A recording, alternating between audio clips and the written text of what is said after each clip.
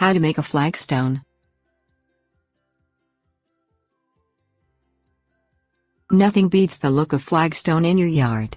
Whether it's a flagstone patio or a set of steps, natural-looking stone gives your garden a rugged appeal.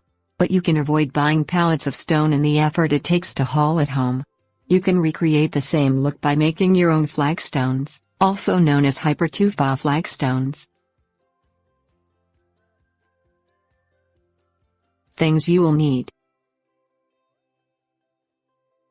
Styrofoam cooler, quick play sand, 50 pounds, clean garden dirt, 90-pound bag Portland cement, liquid concrete dye, water, dry cleaning bag.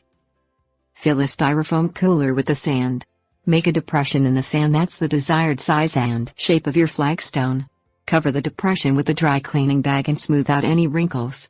This will be your flagstone mold.